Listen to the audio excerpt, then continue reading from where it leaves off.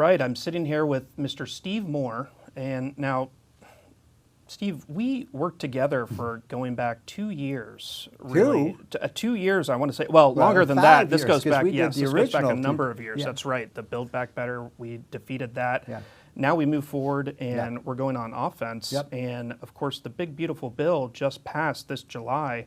And we know just all the hard work that you did and that we did and many others did is being hailed as historic. What's your assessment of the big, beautiful bill being passed and looking forward? Well, first of all, congratulations to America First Policy Institute.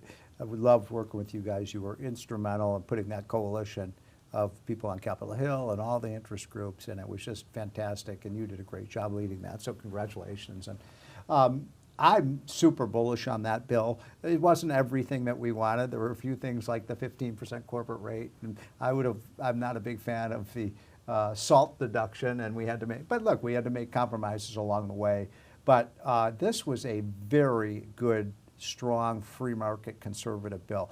I've been in Washington now, I'm embarrassed to say, for 40 years. I would say this was one of the 3 or 4 best pieces of legislation that I've seen. I mean, I go back, I love the 1986 Tax Reform Act under Ronald Reagan, when Newt Gingrich was Speaker, and they passed that historic budget with Bill Clinton that balanced the budget. That was an amazing bill. This one is right up there with that.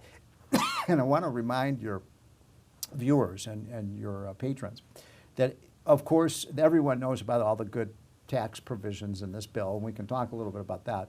But I want to remind people there's a lot of other things in this bill that we as conservatives have been trying to get done for decades.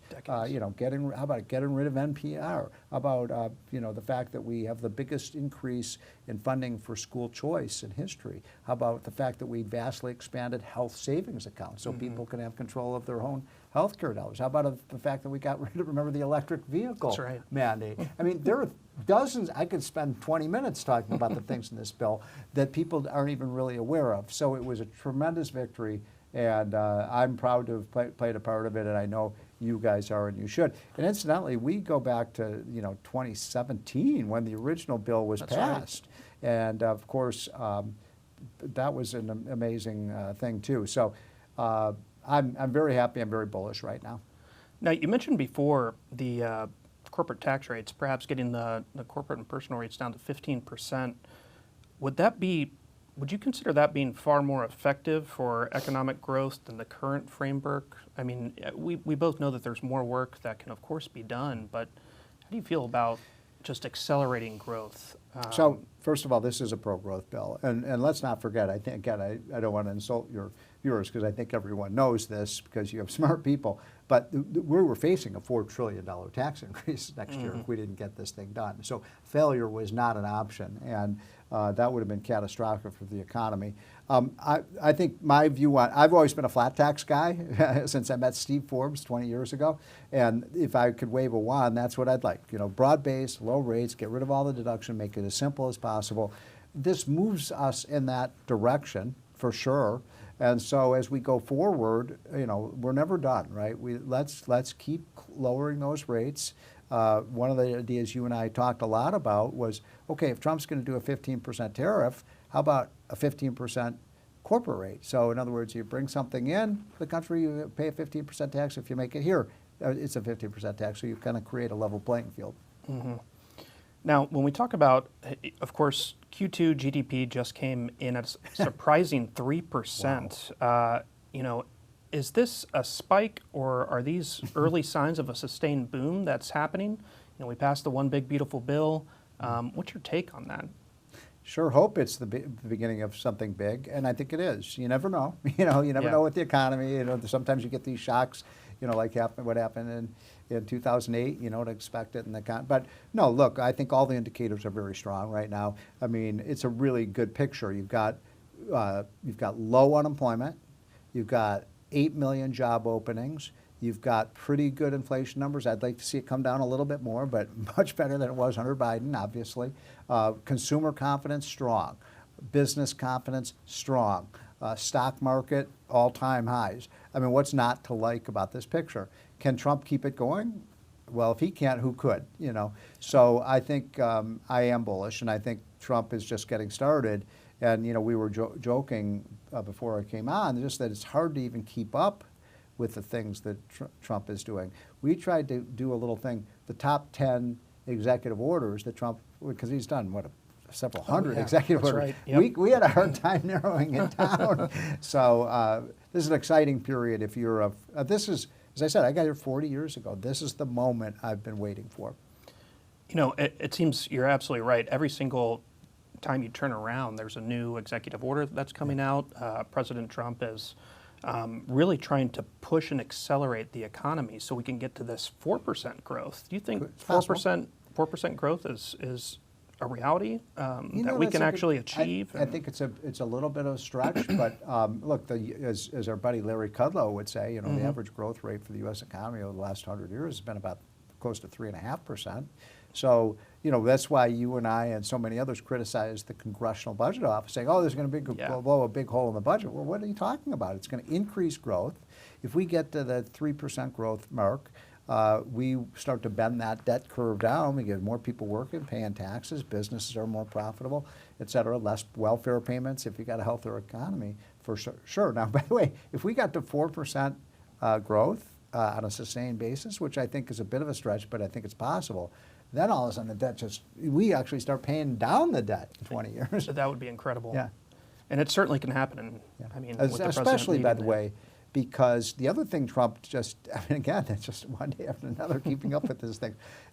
He basically said America is going to lead the way in artificial intelligence and robotics. That's the next big thing. I mean, you and I lived through the internet boom, you know, when the United States came to totally dominate, you know, all these great companies, Amazon, Facebook, Apple, Google, blah, blah, blah, you know, NVIDIA. I really think that Trump gets it. We need to keep at the front edge of all of these technological booms. And, you know, way do you do that? You keep your taxes low, you keep your regulations low, and you foster these industries. That's right. I mean, you know, with the president's executive order on AI coming out and, you know, a report coming out on AI from the White House, you know, something that is critical to this AI boom and keeping at the forefront of technology and keeping our country leading the way, what would you consider, you know, a big regulatory bottleneck holding back? Of course, we cleared out a lot of that with the One Big Beautiful Bill Act, but there's certainly more we can do. What's your perspective on that? You mean regulation with respect to AI or just general? Really just energy infrastructure. Oh, I mean, energy, unleashing American energy is of course something that we need to do. It pairs, you know, it's something that's critical for AI and helping us lead the way. What's your take on that? So two of Trump's best, you know, he's made so many great appointments, but two of the best people in his cabinet, other than Brooke Rollins, of course, who we love. Absolutely. But, you know, the Interior Secretary and the Energy Secretary are fabulous. Just absolutely fabulous. And they completely get it. Let's make America, as Trump would say, not just energy independent, energy dominant in the world. Let's use our oil, our gas, our coal, our nuclear power, when feasible, solar, wind, geothermal, use it all and just blow away. And I love this, you know, as we speak, Trump's dragging Russia back to the negotiating table to end the war in Ukraine. And he's using the leverage of American energy to say, if you don't come to the negotiating, we're going to swamp you with so much oil, you're going to put you out of business. So that issue is not just an issue for the economy, which of course it is, but it's an issue of national security as well. That's right, and you bring up a great point. You know, during the first Trump administration, we were energy independent, and that was something, you know, that the president did, and of course that really releases us and frees us from you know, foreign oil, foreign energy, and reliance on that. Do you see deregulation as really a tool for restoring American domestic competitiveness in global trade?